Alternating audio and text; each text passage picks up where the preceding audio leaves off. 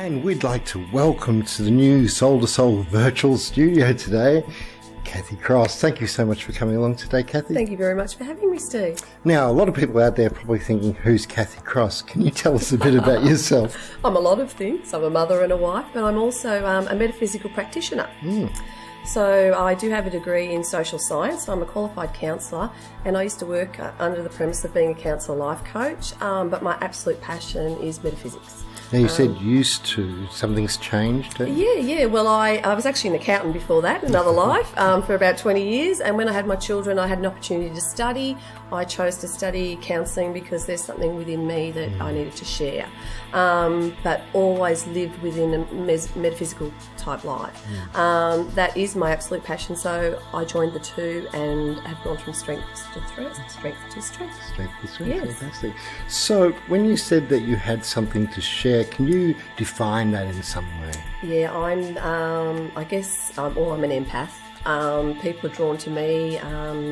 To love to share their problems and things like that. And without even knowing, I was channeling messages. Information was coming, I didn't even know where it was coming from. So I've learnt to now embrace that and work with that. So yeah, also bring the intuitive side into my healings and sessions and classes. There was obviously a time where you went from not realising you were doing that, as you just mentioned, to a time where now you obviously do realise. What was the transition? Did something trigger it, or did it just come about slowly? How did that work for you? Yeah, definitely a transition. I started off always, as again saying, being spiritual, went on my own little journey, the Wiccan, and love that. Embraced that through my 20s. Felt the need to have children, absolutely not wanting to have children early on, and then something bang just happened, and from that moment on it was like I had a perspective change. I wanted to not only change my world but the world of people around me. Where did you start on that exploration? Did you go somewhere or read something or see something?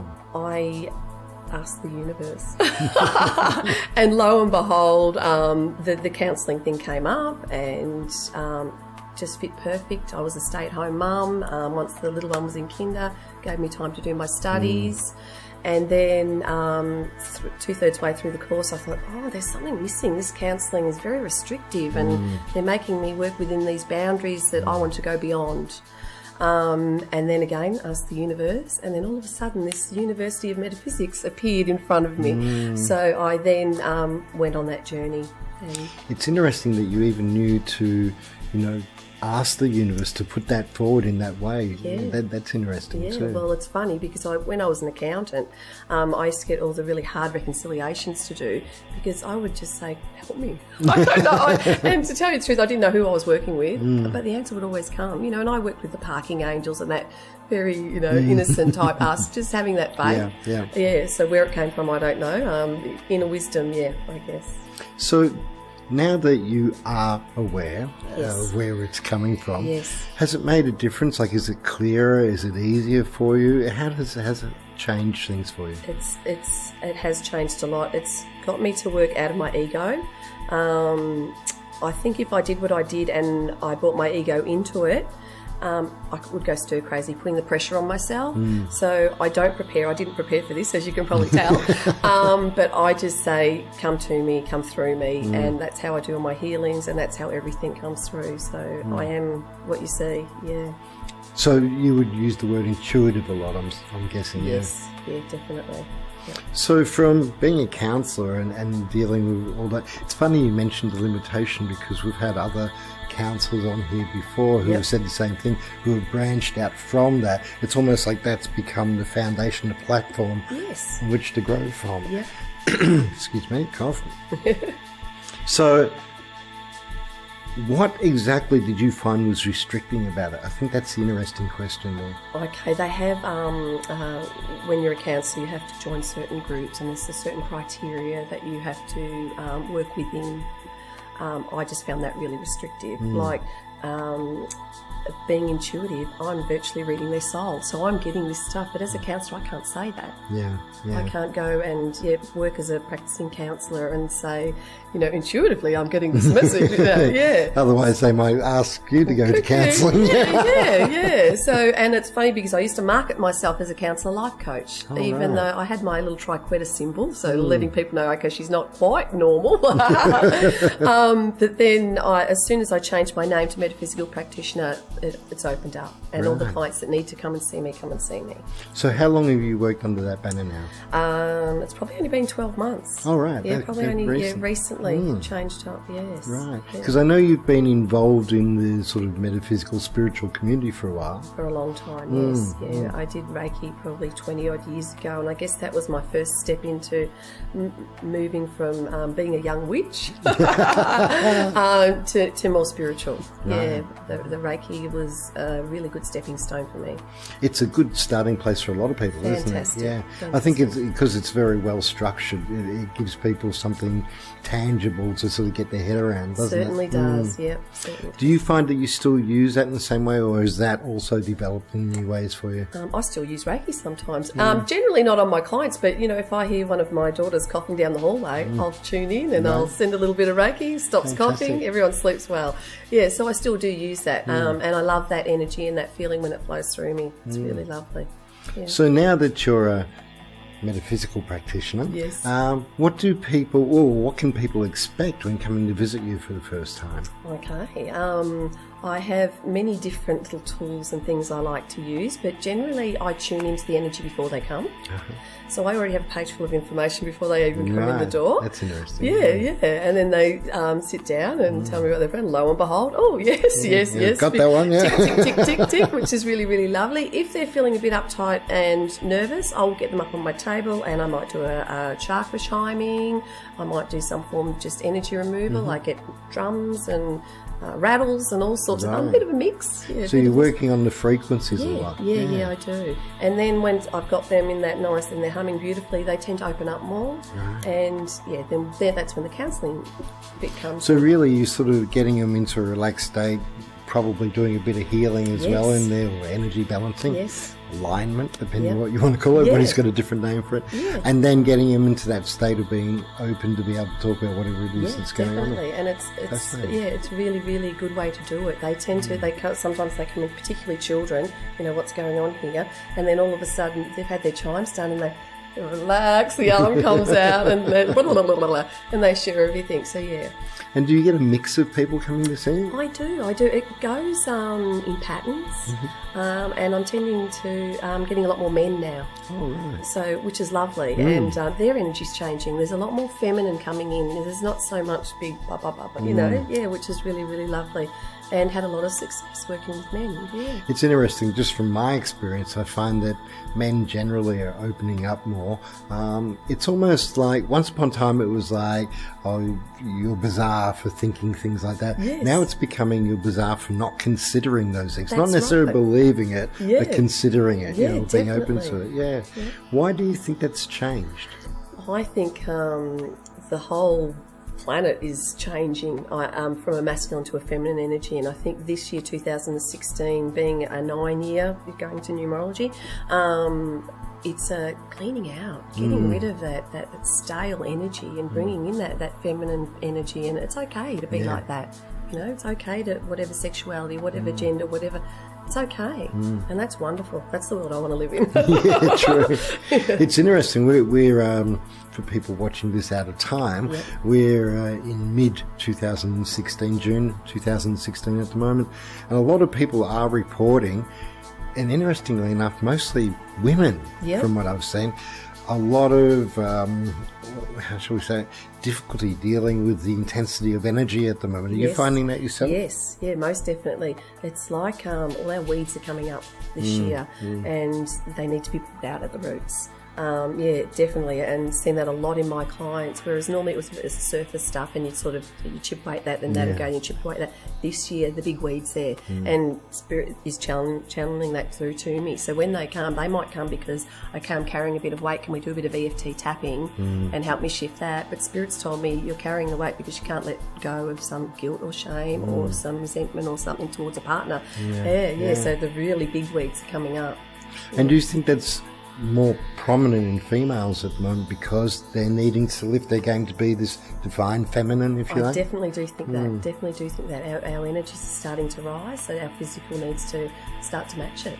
So I suppose as a male, my next question is, when are we going to go through that as well, or have we? I think you are. I think you definitely are. Yeah. We're just responding differently or reacting differently, maybe? I think so. Yeah, definitely. There's not.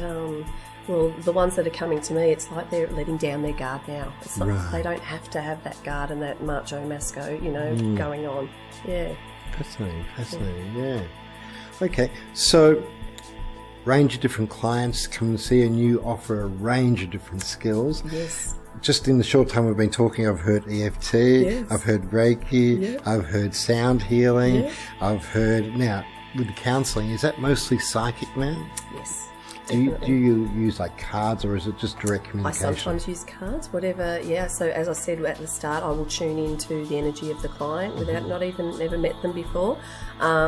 Sometimes if they're nervous, there'll be a bit of block, so then I'll pull some cards, and then once I pull the cards, then it just flows. So it's funny. I just know what deck to use, like whether it's a life purpose, so they're having career issues and stuff like that, and just it's always what they need to hear, which is wonderful. Oh, fantastic. Yeah. So, when you work directly, is that just tapping into their energy field, or is it also working with guides, their guides, your guides, that's the thing? How does that work? That's a really good question. I feel like I'm always evolving, and even this year I've had huge shifts on how I get my information. And I now, if I have them on the table, I will ask their guides to communicate with my guides. And even in healing, so I'll say, what do they need? Tell me, and then they'll tell me, and I'll be shifting energy here and shifting energy there. So I'm now, communicating more with their guides, and even relatives pop in sometimes and like to have a little bit of a chat. So even my mediumship skill, that's coming through as well. Yeah. And with mediumship, I suppose I'm looking for how deep that goes for you. Yep. Do you go as deep as like full-on trance channeling, or is it just pulling through information? At this stage, just pulling through information, and I would never call myself a medium, but I wouldn't call myself a psychic either. I'm, I guess, a bit of a mystic, but I am able to channel. I do a lot of free writing, so that's where a lot of my stuff comes through. I guess it's just more whatever they need to heal. So I never advertise myself as a reader or a psychic or medium, because I don't want people to come to me for that. I want people to come to me for healing. Yeah. So and that's the interesting thing that's happening in recent times too. A lot of readers or psychics, mediums, it's hard to know what to call us now, because there's so many terms we embrace so much. We're like multi-skilled to a certain degree. And you do get, like we were recently at the Mind Body Spirit Festival, and you still see people who are reading cards and doing that, but for the most part people are really trying to get into people. It's more like spiritual counselling, if you like. Would you agree? Yeah, definitely. And I much prefer that. I once went to one of those fairs, and I just sat back and watched, and I saw a few young girls come in. They hopped from psychic to medium, looking for answers, and I thought, and let's get in there and find out what it is, and you create your own life, that type of thing. So and that's the thing with those sorts of festivals. They're a great introduction to those things, but if you want to really deal with some deep stuff, that's not the place to do it, is it? No, it's not. But they're all gifted, and they have their message to share too. Absolutely. The energies are quite beautiful there, actually. We quite enjoyed it. So what's new for you now? What's new for me now? I do have a lot of pipe dreams, a lot of things. I want to bring metaphysics to general public. I want metaphysics to be like, instead of going to a GP, you go and see a metaphysical practitioner. Right. I would love to have that. I one day to set up to have, I don't want to call it a clinic, but that type of thing, so people can come in, and rather than going to a doctor for blah blah blah, they can come and see, okay, well, why is this happening? and get that soul healing. Right. Yeah. Do you think we're heading that way? I do, and it's so exciting. I know it's there, it's that close I could touch it, but I want to run a course where I train up soul care practitioners, so they'll be people who have medium and psychic skills, as well as healing ability, and and have soul care practitioners who can go and work in hospitals and palliative care and do all the work that they have priests and rabbis and all that. Have soul care practitioners, someone who's non-denominational who can come and work with someone on a spiritual level, and doulas, so spiritual people working with women having children. So lots and lots of ideas. Oh, that's exciting. Yeah. Yes. Well, we might have to sit you down and have a futuristic show about how things are going.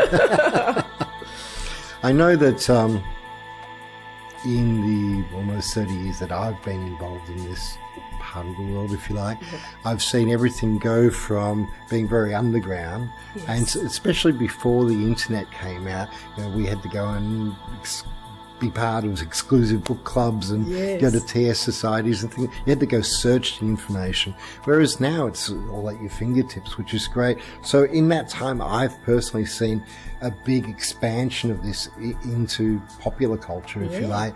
So what you're saying doesn't seem so unlikely, because it's already partly happening, isn't it? Yeah, that's right. Yeah. What have you noticed changed yourself in recent times? I've noticed that we're having the courage to step out. So we're having the courage to live our truth, which is so, so empowering. And you're right, it was like we were in the closet almost, wasn't it? It was, yeah. And I've got this little tattoo of a triquetra on my back that nobody sees, If they see it, they'll think I'm weird. But, that's now my symbol. That's my symbol on my card. That's my symbol for my business. And I now attract people because of that symbol. Right, right. So having that energy to bring them in as well, that's interesting. Yeah, interesting. It is. What would you like to see change at this time, like directly at this moment? What do you think we could be doing better? I think understanding spiritual universal law. I find that in my courses, when I teach people to understand that the law of attraction, for instance, everybody knows about the law of attraction, how it never turns off. So with every thought and belief and behaviour, the law of attraction, letting people understand it so they can consciously use the law of the universe, the law of karma or cause and effect, whatever you want to call it. Understanding that it's not just because you've been nasty, you stub your toe. It's deeper than that. Law of reflection. When you meet a certain person angers you, why do they anger you so much? Because that's something in you, the law of reflection. So getting that out there. It's a good point, because a lot of people do sort of think, okay, I'm going to be spiritual now. Hang on, I'll just put that hat on. Yes. And it doesn't really work that way. It's a constant stream. It's like being in a river, isn't it? And it's always flowing. And if you try to resist that, even for a moment, that's going to create some sort of resistance, isn't it? Definitely. Yeah, the law of non-resistance. Yeah, exactly. So, I find that fascinating, actually. Yeah. I do want to get a column in the Herald Sun. You know how they have the Body and Soul magazine on a Sunday? Yep. I'd love to have a metaphysical section where people can say, okay, I've got gout. Why have I got gout? Okay, so gout is like an arthritis. It's an inflammation. It's anger. And where is it? It's in your foot. It's the direction you're going in. To be able to explain these physical ailments from a metaphysical perspective, I think would be very powerful. Yeah, because we do have those sorts of things in some magazines, publications already, but they are very much focused on that. If you're just picking up the daily paper, you're not going to see that. That's right. So I want, general population, because, we've got all our spiritual magazines and the Om and all the rest of it. Yeah, they know all that. No, I want to get it out general public. I want Herald Sun, or I want Take Life, or whatever those magazines are that, Yeah. And that is sort of where we're at the moment. Even Soul to Soul, what we're doing now is trying to get out more to the general public, rather than just the people that already know about us. That's right. Spread the word. Exactly. Now, I just want to go back for a moment. You were talking before about your courses. Yes. Can you tell us a bit more about what they are exactly and how people might be able to access that? Yeah, sure. The ones I run a couple of different ones. One is called Pendulum Divine. Okay, so I teach people how to use their pendulum, because a lot of people buy them and they use them for yes and no and all the rest of it. Well, I like to teach people, and I also create charts to use with the pendulums, and to take ego out of it and just teach people how to use them on a more spiritual level, rather than just yes and no answers. Then I do an EFT introduction called Tapping for Chocolate. Tapping for chocolate. Yeah, so I know you've done something on EFT, I think. Yes, we had Russell Cunningham in for a while, it's fantastic. I think it's a tool everyone should have in their belt. How does the chocolate come into it, though? Well, funny you ask.